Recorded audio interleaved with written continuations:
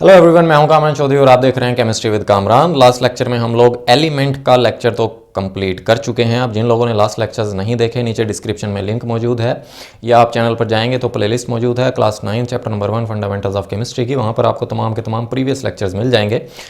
आज दे लेक्चर विच की करना है, आज के लेक्चर में हम लोग देखेंगे कंपाउंड क्या होता है, उसको डिफाइन करेंगे, ऑब्वियसली उसकी कुछ एग्जांपल्स देख लेंगे। फिर हम ये देखेंगे कि कंपाउंड्स की क्लासिफिकेशन, कंपाउंड्स को आप दो कैटेगरीज में क्लासीफाई करते हैं, ionic compounds and covalent compounds. उनको देख लेंगे कि आयनिक कंपाउंड्स क्या होते हैं, कोवैलेंट कंपाउंड्स क्या होते हैं, और उनके कुछ हम एग्जांपल्स देख लेंगे। ठीक है, अब सबसे पहले हम कंपाउंड को डिफाइन कर लेते हैं कि कंपाउंड एक्चुअली होता क्या है। सो कंपाउंड को कुछ आप इस तरह से डिफाइन करते हैं कि compound is a substance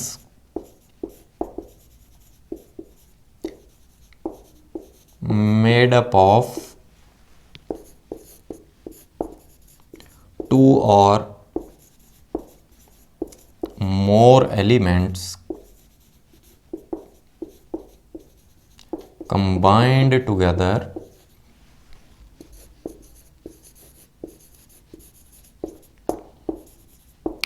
in a fixed ratio by mass। ठीक, कंपाउंड क्या होता है? बेसिकली ऐसा सब्सटेंस होता है जो कि दो या दो से ज्यादा एलिमेंट्स जब आपस में कंबाइन होते हैं तो वो क्या बनाते हैं? कंपाउंड बनाते हैं। ठीक है, अब in a fixed ratio by mass, ये मैं अभी आगे एग्जांपल देता हूं तो ये चीज मैं आपको अभी समझाता हूं। सो अभी आपने जस्ट इतना ध्यान में रखना है कि जब दो या दो से ज्यादा एलिमेंट्स कंबाइन होते हैं देन वो क्या बनाएंगे? कंपाउंड बनाएंगे। ठीक है, फॉर एग्जांपल वाटर है H2O या CO2, कार्बन डाइऑक्साइड है या ग्लूकोज है। ठीक है, अब देखें H2O में आप देख रहे हैं कि दो तरह के एलिमेंट्स नजर आ रहे हैं आपको, हाइड्रोजन और ऑक्सीजन। ठीक है, टोटल 3 एटम्स हैं, 2 एटम्स हाइड्रोजन के और 1 एटम ऑक्सीजन का, बट दो तरह के एलिमेंट्स हैं, हाइड्रोजन एंड ऑक्सीजन। इसी तरह से कार्बन डाइऑक्साइड में आपको 2 एलिमेंट्स नजर आ रहे हैं, कार्बन और ऑक्सीजन। सिमिलरली ग्लूकोज में आपको 3 एलिमेंट्स नजर आ रहे हैं, कार्बन, हाइड्रोजन एंड ऑक्सीजन। तो ये तमाम की तमाम एग्जांपल्स क्या हैं? कंपाउंड्स के एग्जांपल हैं। ये तमाम के तमाम क्या हैं? कंपाउंड्स हैं। ठीक है, अब जो एलिमेंट्स होते हैं जो मिलकर कंपाउंड्स बनाते हैं, उनके साथ क्या होता है? एलिमेंट्स लूज देयर आइडेंटिटी या प्रॉपर्टीज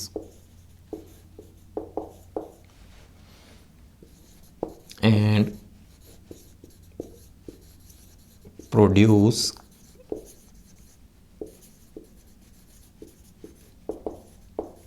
new substances। अब वो न्यू सब्सटेंसेस कौन से बना रहे हैं? वो बेसिकली कंपाउंड्स बना रहे हैं that have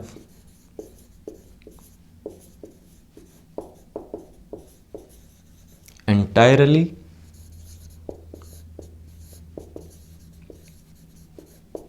डिफरेंट प्रॉपर्टीज।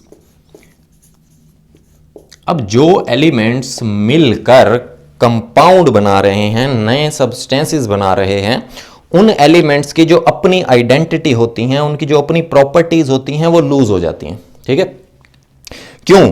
क्योंकि जब नया कंपाउंड बन गया तो प्रॉपर्टीज भी नई आ जाती हैं। राइट, अब जैसे देखें, मैं कॉमन सी एग्जांपल देता हूं आपको कि हाइड्रोजन और ऑक्सीजन, हाइड्रोजन जो है वो गैस होती है, ऑक्सीजन भी गैस होती है। ठीक है, अब हाइड्रोजन और ऑक्सीजन जब कंबाइन होते हैं देन वाटर बनता है। ठीक है, जो कि रूम टेम्परेचर पे लिक्विड होता है। सही है, सो इस तरह से ये एक एग्जांपल थी फिजिकल प्रॉपर्टी की कि इनकी आपने देखा कि फिजिकल प्रॉपर्टी चेंज हो गई। ठीक है, इसी तरह से केमिकल और फिजिकल दोनों प्रॉपर्टीज जो एलिमेंट्स की होती हैं वो चेंज हो जाती हैं जब वो मिलकर कंपाउंड बनाते हैं। राइट, अब ये जो कंपाउंड्स होते हैं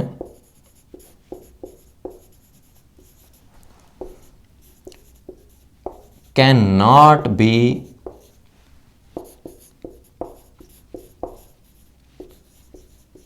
broken down into its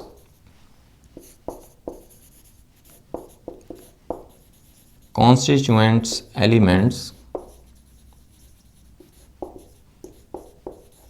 by simple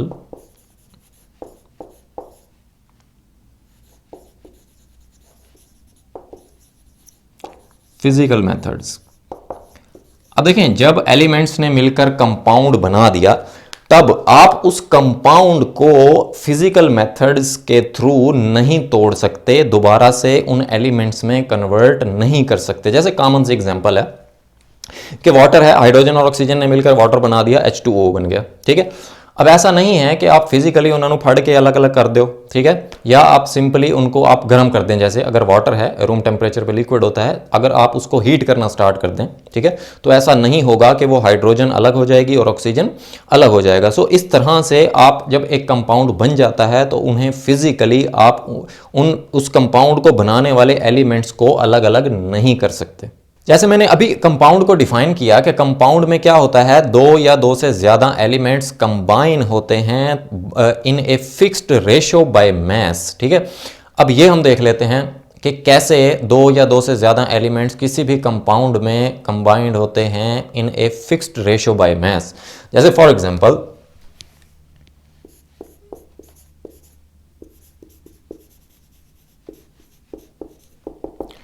carbon dioxide है,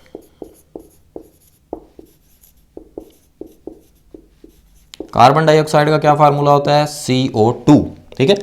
अब इस कार्बन डाइऑक्साइड के केस में आप देख रहे हैं कि दो तरह के एलिमेंट्स आपको नजर आ रहे हैं, कार्बन और ऑक्सीजन। सो ये कार्बन और ऑक्सीजन जो हैं कार्बन डाइऑक्साइड में फिक्स्ड रेशियो के साथ कंबाइंड होते हैं बाय मास। इसका क्या मतलब है, जैसे देखें कार्बन एंड ऑक्सीजन, कार्बन का जो मास होता है वो होता है 12 और ऑक्सीजन का मास कितना होता है, 16। अब यहां पर आपको नजर आ रहा है एक कार्बन है तो कार्बन का मास हो गया 12 और दो ऑक्सीजन आपको नजर आ रहे हैं, एक ऑक्सीजन का मास होता है 16, दो ऑक्सीजन का मास कितना हो जाएगा 32, ठीक है। तो जब भी आप कार्बन डाइऑक्साइड की बात करेंगे हमेशा उसमें क्या होगा, कार्बन 12 और ऑक्सीजन का मास कितना होगा 32, ठीक है। ऐसा नहीं हो सकता कि आप बात कर रहे हैं कार्बन डाइऑक्साइड की और उसमें कार्बन या ऑक्सीजन का मास जो है इससे डिफरेंट होगा, ठीक है। तो कार्बन और ऑक्सीजन हमेशा इस रेशो से, फिक्स्ड रेशो से कंबाइंड होते हैं इन कार्बन डाइऑक्साइड, या आप इस रेशो को सिंप्लीफाई भी कर सकते हैं। जैसे ये 12 और 32 दोनों 4 से डिवाइड होते हैं, ठीक है। तो जब मैं 4 से दोनों को डिवाइड करूंगा तो रेशो आ जाएगी 3:8। सो आप इस तरह भी कह सकते हैं कि कार्बन डाइऑक्साइड में कार्बन और ऑक्सीजन 3:8 से कंबाइंड होते हैं, जो कि फिक्स रेशो होती है बाय मास, ठीक हो गया। सिमिलरली एक और एग्जांपल देख लेते हैं। इन केस ऑफ वाटर, अब वाटर का क्या फार्मूला होता है, H2O। हाइड्रोजन का मास कितना होता है, 1 होता है और ऑक्सीजन का 16 होता है, एक हाइड्रोजन का 1 और एक ऑक्सीजन का 16। सो यहां पर अगर आप हाइड्रोजन और ऑक्सीजन की रेशो देखें तो यहां पर आपको दो हाइड्रोजन नजर आ रहे हैं, एक हाइड्रोजन का मास है 1 तो 2 का कितना हो जाएगा, 2 हो जाएगा। इसी तरह एक ऑक्सीजन नजर आ रहा है आपको, उसका मास कितना हो गया 16। तो वाटर के केस में, वाटर के कंपाउंड में हाइड्रोजन और ऑक्सीजन 2:16 से कंबाइंड होते हैं, जो कि फिक्स रहेगी हमेशा, ठीक है। या इसको भी आप सिंप्लीफाई कर सकते हैं, ये दोनों 2 से डिवाइड हो सकते हैं, सो 1:8। सो आप इस तरह भी कह सकते हैं कि वाटर के केस में, वाटर के कंपाउंड में हाइड्रोजन टू ऑक्सीजन जो फिक्स्ड रेशो होती है बाय मास वो होती है 1:8। सो अब आपको डेफिनेशन की प्रॉपरली समझ आ गई होगी कि कंपाउंड एक ऐसा सब्सटेंस है जिसमें दो या दो से ज्यादा एलिमेंट्स कंबाइंड होते हैं, केमिकली कंबाइंड होते हैं in a fixed ratio by mass. Compound को आप दो कैटेगरीज में क्लासिफाई करते हैं, वो कैटेगरीज कौन कौन सी हैं, एक होते हैं आयनिक कंपाउंड्स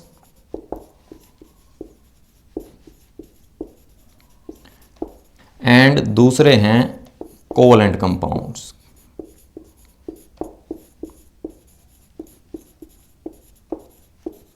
ठीक, अब सबसे पहले हम देख लेते हैं कि आयनिक कंपाउंड्स क्या होते हैं।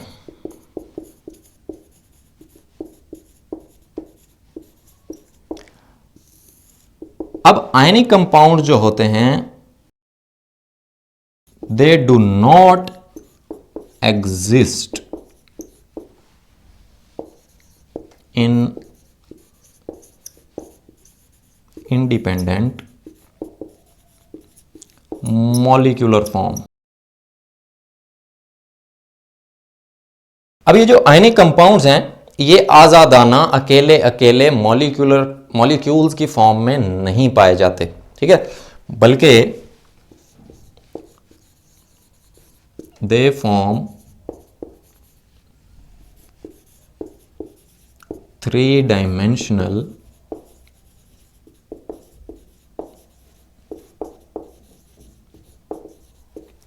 crystal lattice in which each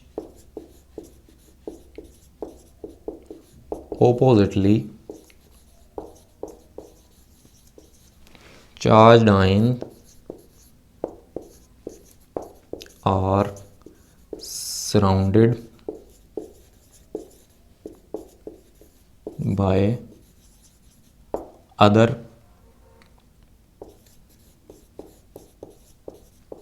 oppositely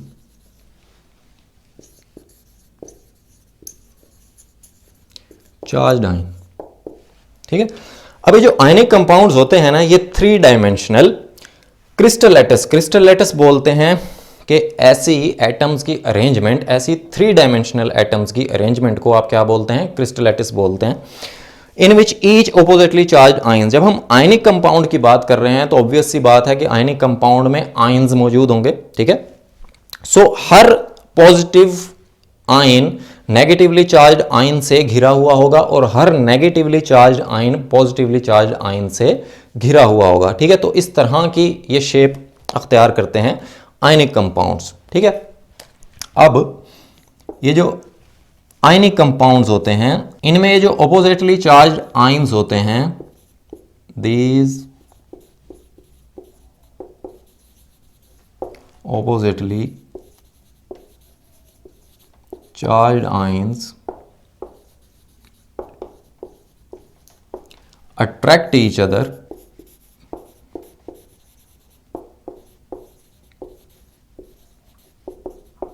very strongly. That is why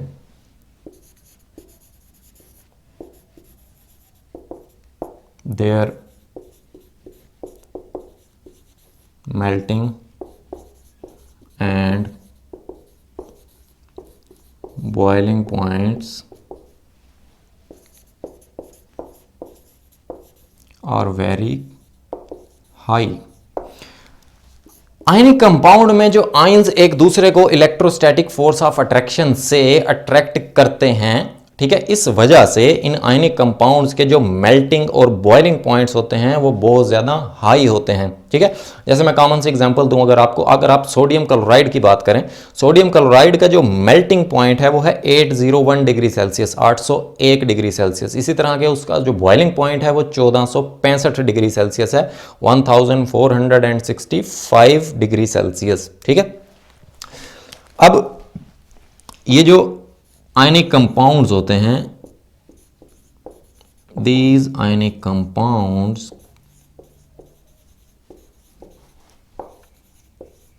are represented by formula units. For example NaCl, KBr या कॉपर सल्फेट। ये इस पॉइंट में आपको क्या चीज़ समझ आई है?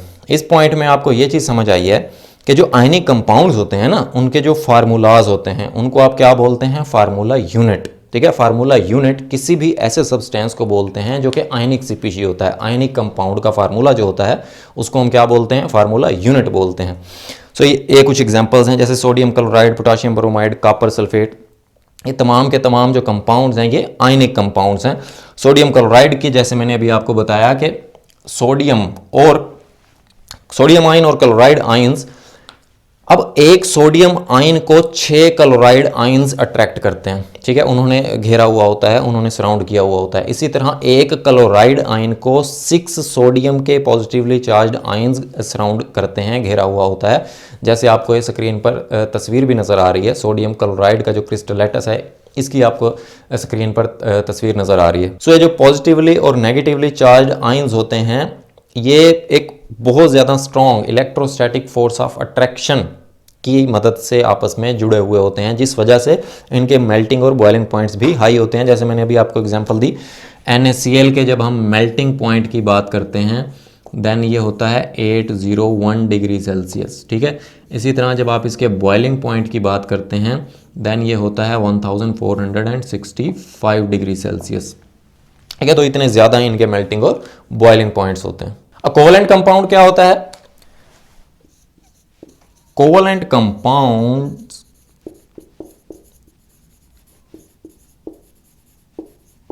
Mostly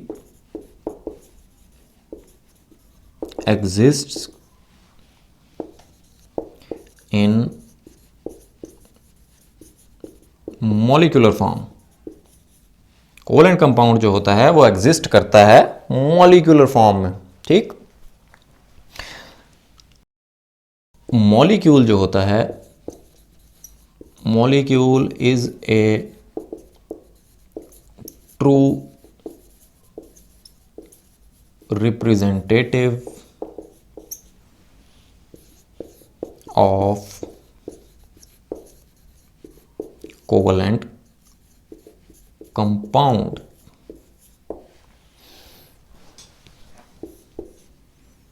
Its formula is called a molecular formula। For example, H2O, CH4, HCl, H2SO4 etc। Covalent compound जो होते हैं वो mostly exist in molecular form. Covalent compounds molecular form में पाए जाते हैं, ठीक। Molecule is a true representative of covalent compound, means के कोवलेंट कंपाउंड्स जो होते हैं उनको आप क्या बोलते हैं, मॉलिक्यूल बोलते हैं। और जो कोवलेंट कंपाउंड का जो फार्मूला होता है वही बेसिकली क्या होता है, मॉलिक्यूलर फार्मूला होता है। फॉर एग्जांपल आप देख रहे हैं यहां पर H2O, CH4, HCl, H2SO4, these are all covalent compounds. और ये जो फार्मूलाज हैं इनको आप क्या बोलते हैं, मॉलिक्यूलर फार्मूलाज बोलते हैं। सो इस तरह से आपका जो कंपाउंड का लेक्चर था वो तो हुआ ख़त्म। अगर आपको अभी भी अगर आप लोगों का कोई क्वेश्चन होता है देन नीचे आप कमेंट सेक्शन में मुझसे पूछ सकते हैं या पर्सनल ईमेल भी कर सकते हैं।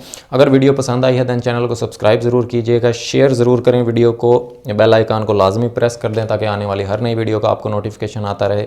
Thank you very much.